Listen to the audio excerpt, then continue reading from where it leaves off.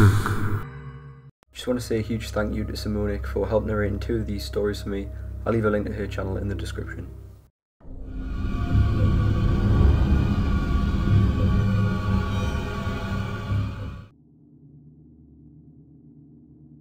This story happened to my friend on the deep web.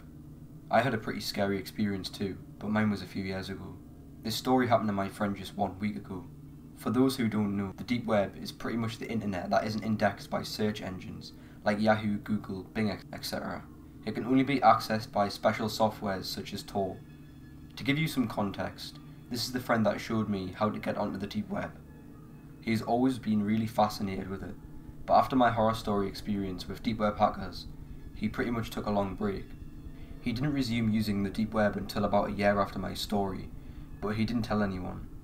He would buy stolen Apple products, drugs, etc. About a week or 2 ago, he was buying some cocaine.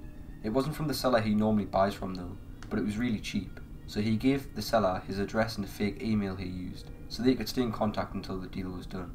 He wasn't too worried. This guy seemed professional, and it was the same procedure for most of his purchases. My friend told him to ship it in a movie case or something that his mom wouldn't expect to have drugs in. This was probably his biggest mistake. He let the man know he was just a teenager. But my friend isn't the most careful of people. A few days later, his mom walks into the house and hands my friend a movie that he had ordered online. He took it and opened it up, but inside there wasn't any cocaine, just a piece of folded up paper. He opened it up and it read, "There has been a problem, email me for details." At the bottom the man had left a new email for my friend to contact. My friend got on his email and asked the guy what the problem was. He responded, "Something has happened. If I were to send it to you, it could be traced back to me and we would both be caught. Meet me at the elementary school at 7 o'clock. We will just do it in person." The school wasn't too far away, so my friend told my mom that he was staying the night at my house, and he headed off to meet the man. He called me and asked me if I would be there with him, but I was really busy with my schoolwork, so I said I couldn't. I did tell him to take a knife or something though, just in case things went wrong. When he got to the parking lot outside of the school, he heard a car honking its horn. He said it was a Jeep, but the plate had been covered up with duct tape, and the windows were tinted very dark. The man got out of his car and gave my friend the drugs, and my friend paid him. It seemed like everything went fine. My friend got in his car and sat there a bit in order to call and tell me everything went fine. He noticed when he had hung up, the man was still there. Why was he waiting? He didn't think anything of it. When he got to the first red light, he noticed that the man's car was right behind him. He was starting to get a little nervous, but kept driving. When he reached his neighbourhood, the man was still following him, so he decided it would be a bad idea to lead him to his house. He instead turned into the next neighbourhood and took a whole bunch of random turns, hoping to lose the man. Eventually, he no longer saw the car, so he pulled the car into his garage and called it a day. That night, he noticed the sound of a car engine. He looked out of his window and saw the man's car, parked in his driveway. He got wide-eyed and snuck downstairs and peered through the window. Inside the car was a man smoking a cigarette and talking on the phone. But in the passenger seat, he also saw a second man. The second one was a lot more suspicious looking, even more so than the shady drug dealer man. This second one had messed up hair, a trashy shirt, and while it was hard to see, my friend could almost make out a scar from a massive burn on the side of his neck. He kept watching the 2 men until the second man began to look at the window more and more often. Eventually, he was just staring at the window my friend was watching them from. My friend decided he had had enough, and he was going to call the cops. He didn't care if he would get in trouble at this point.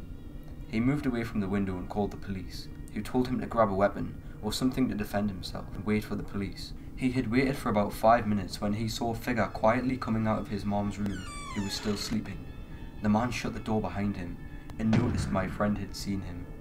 The figure sprinted towards my friend with what looked to be a knife and raised in his hand. My friend grabbed a pot from a nearby table and threw it at the figure. It hit him straight in the face and shattered. The figure screamed and fell on the floor. My friend turned on the lights and saw the second man with the burn rolling on the floor. His face was covered in blood and shards of glass were sticking out. His right eye had tons of blood pouring out. He must have been hit pretty hard. As the man began to slowly get up, my friend grabbed a kitchen knife and drove it into the man's shoulder. Another scream could be heard by the man. The man began to stumble over to the front door, when police sirens could be heard. Both men were caught on sight, but my friend's mom had been killed. Her throat had been slit, and she had 23 stab wounds and duct tape covering her mouth. My friend was arrested too for drug possession, and his trial is coming up, but he lost his mom because of it, so I don't think he will be buying drugs from the deep web ever again.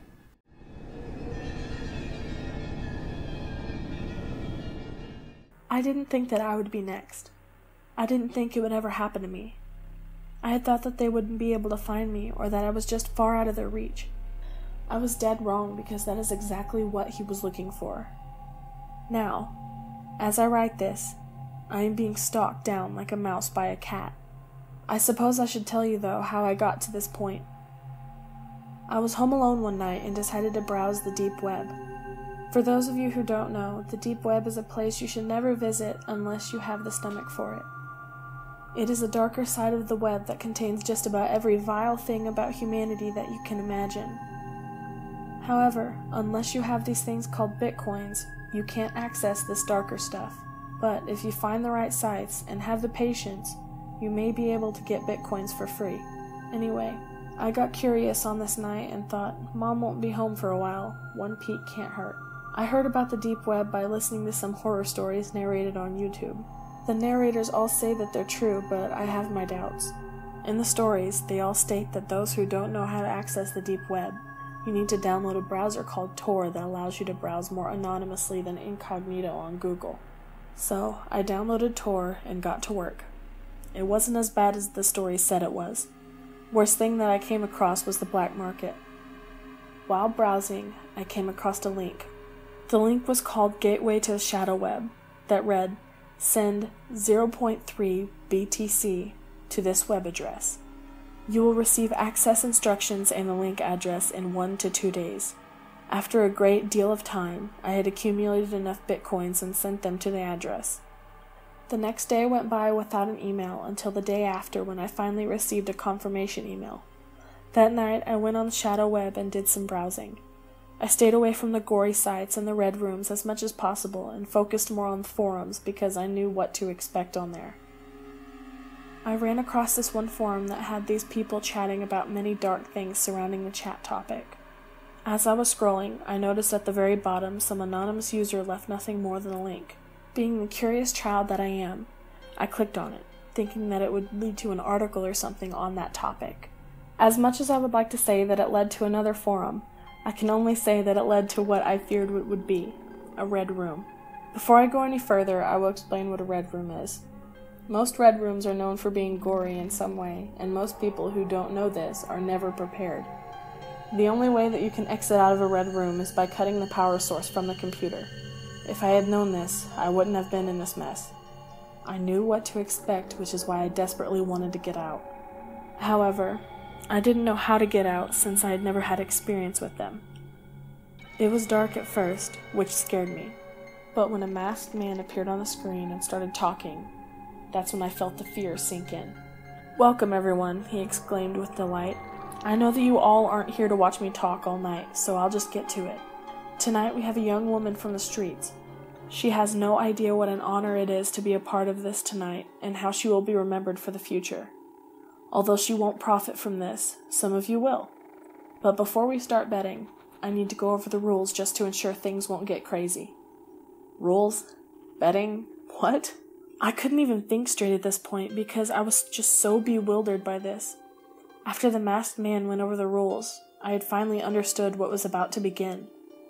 This was a betting contest to see who could put this woman through torture. The broadcast continued, and the betting began. There were chat boxes at the bottom of the screen telling the masked man what to do to the woman. She was a very petite-looking woman, so I would imagine that anything that they would abuse her with would hurt her more than it would hurt someone like me. As the abuse went on, as her screams filled my ears, I was looking for a way to exit the red room because I couldn't bear to watch and do nothing. As I was panicking, I yelled aloud to myself, "This is sick. Once you find a way to exit this nightmare, go straight to the cops." "What did you just say?" The screaming stopped and I was looking at the man in the mask. I didn't think he's even in the same room because this room was pitch black with the exception of the glow from the laptop screen. It was at this moment that I realized that my mic was on and I couldn't turn it off. What, can't handle my show? I'm just trying to have fun. I mean, everyone else gets to have fun with their hunting and video game shit, but I can't? I get to have the fucking 5-0 called on me? A moment of silence went by. How would you like to be featured in my next show, Tess? He finally said. I trailed in shock. How in the world did he know my name? Come on, a nosy, beautiful brunette like yourself would be bet on instantly at a high price. Oh wait, you look confused. It's okay, you don't need to worry because I have everything under control. Now, hold still while I take your picture. Oh my god. Once I realized that my webcam was on, I immediately covered it, still trying to exit the red room. Take your hand off the webcam or else I'll come visit you sooner. That's right, I know where you live. You should really consider using better security on your laptop because I was able to access quicker than I accessed my own. I was horrified. So horrified that I wanted to puke, but I compiled and he took the picture. There's a good girl, I heard coming from the screen. While he was humming to pass the time, the thought of removing the battery came to my mind. Immediately, I flipped my laptop over, took out the battery, threw my laptop, and cried. I had no idea what in the world I had just seen. I didn't eat, sleep, or feel much of anything after that for quite a few days. My experience with the deep web happened almost a week ago, and I'm still on edge. I realized that I was being stalked when I was walking home from the local market 2 nights ago to see a black SUV keeping a freakishly close distance on me. I let it slide that night. Stupid, I know, but not last night. I took more detours than I even knew existed on that route to avoid the SUV.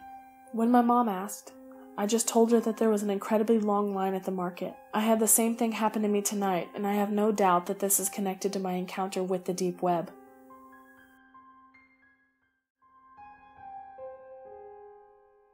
The deep web is one of the most amazing things on earth, not because of how joyful it makes people or anything, but because it is a completely uncensored view of people. You can speak your mind, buy what you want, do anything you want. When on the deep web, you have complete and total freedom. I had always been fascinated by the deep web, and at the time when the events in this story occurred, I was in college.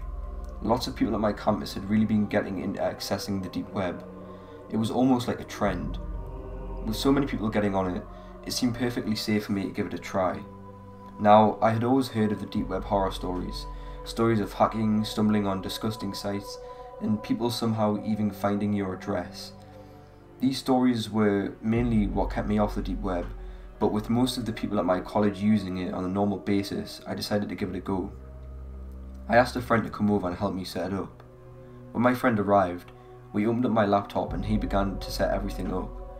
He told me that we were using Tor, a program that lets you access the deep web.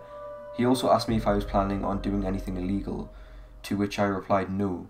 He said that since I wasn't, we didn't have to install Tails, which is apparently a software that makes it more secure if you plan on doing illegal things. A little while later, everything was set up. I had my new IP address, and my friend gave me a brief rundown of what to do and what not to do. He made it very clear that when I was using the hidden wiki, that I kept it on censored mode, so that it would be less likely for me to see something I didn't want to see. After about 2 weeks of using the deep web, I felt like a pro. I had accessed many different sites, spoken with some great people, made friends, even bought some weed. I had become cocky and was ready to dig deeper into the dark web. I turned off the censored mode on the hidden wiki and began to browse the links. It took me a while, mostly because Tor is a bit slow and many of the links just led to dead web pages. Eventually I stumbled on a site called All the Gore. It was mainly a big chat room with many different topics. I had a fairly strong stomach. I had seen many violent movies and had seen beheadings, killings, etc. through the normal internet. In the chat room you could also post pictures. One man by the name of Culture045 had the stage in one of those chat rooms. He was explaining in detail how he had broken into somebody's house, kidnapped a little girl and brutally killed her parents by hiding under their bed and opening their throats. He then explained how he brought the little girl back to his house, beat her and cut her up. I didn't think he was telling the truth at first, but then he posted pictures. These were the most horrifying pictures I have ever seen. Close-ups of the poor 8 to 10-year-old girl being brutally beaten and cut with a knife. The photos were of the girl tied to a chair, bleeding, crying, throwing up, etc. The most haunting part is that while he was doing this, he was looking at the camera with sheer joy on his face. I had seen enough and typed in the chat room window, "You people are sick and deserve to die. How can you sleep at night?" Immediately, people began making fun of me, saying I was just as helpless and ignorant as the little girl in the pictures, and that I should get off the big boy part of the internet. They began saying I was a pussy and calling me an empath when Culture typed something in the chat box. He said, "Really? Where do you live, buddy? I'm sure everybody would love to see you on this site." I then made the biggest mistake of my life and typed, "I am calling the police and having this site shut down." Less than a minute later, everything on the site went black, and a new chat box appeared in green. In it, someone named Admin1 typed in the box. He said, "Call the cops and you will regret it." I didn't type anything in the box and reached for my cell phone. What happened next haunts me to this day. My phone said I had a new message. I opened it and it said, "Call the police and you are dead." There was no number. It didn't even say unknown number, it was just blank. I looked back at my laptop and saw my webcam light turn on. I quickly covered it, but I saw on my screen a picture of me looking at my phone. I got wide-eyed and froze for a moment when the admin typed again, "Put down the phone, right now, and uncover your webcam." I put down my phone but kept my webcam covered. When he typed again, "Okay then, be like that." Right after, he posted my full name, age and address in the chat box and typed, "It would be a shame if you and your college buddies went missing, wouldn't it?" I then did as he said and uncovered my webcam. He then told me to follow his instructions on how to make it impossible for me to reach this site again. I followed each and every one. When I finished, I got a text that said, "Now don't ever try and come back." Just like before, it had no number. I still called the police from my friend's phone, but they were never able to find the site. If you ever go on the deep web, don't just mindlessly explore, especially if you don't have the additional software to keep you more secure. I was a stupid college kid, and I just hope nobody makes the same mistakes as I did. I did move to a different home and changed all of my information, but I still get nightmares to this day.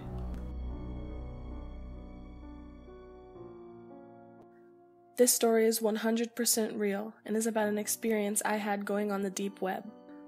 I never had a great childhood. My dad was gone all the time and my mom was too. When she was home, it was normally verbal and physical abuse. I always needed to have a way to escape it all, whether it was playing video games, watching movies, or even drinking. One day, I was invited over to a friend's house for a sleepover.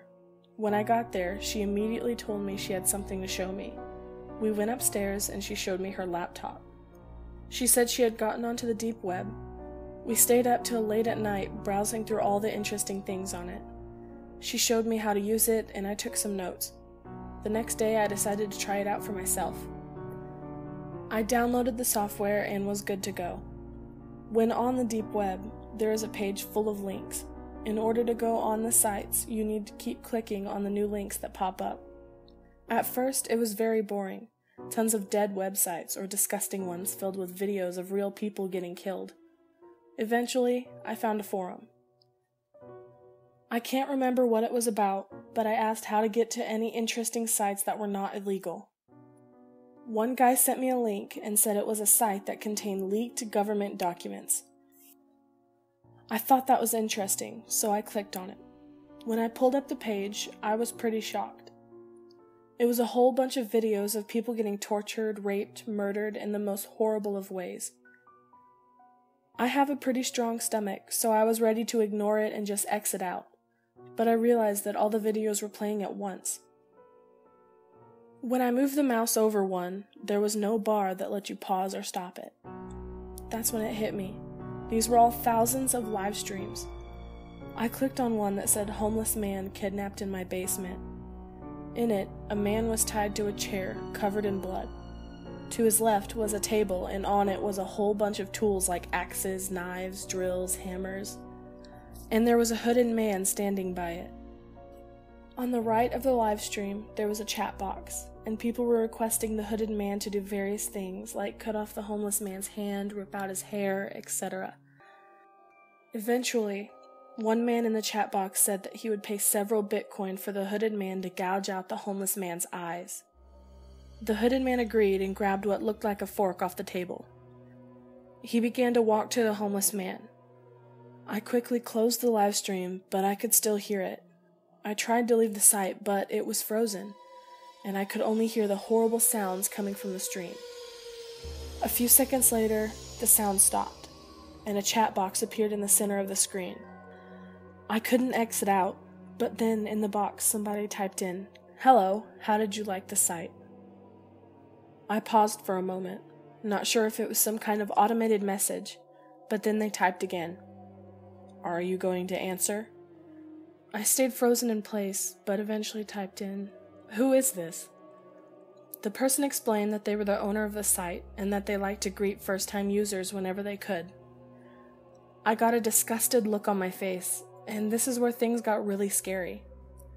In the chat box, the user typed, "It's rude to make faces, Chloe."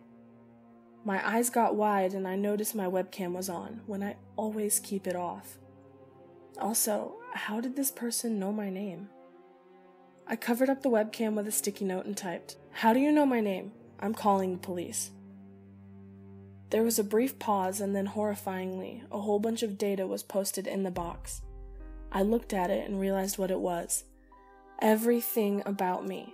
My full name, email, address, age, it even had all my parents' info as well. I panicked and shut off my computer and hoped that it would be the end of that. I did a complete wipe of all my computer's data and went to get a drink. I was under a lot of stress. That night, my mom said she wouldn't be home. She didn't say where she was going, but at this point in my life, I didn't care. My dad, of course, was nowhere to be seen.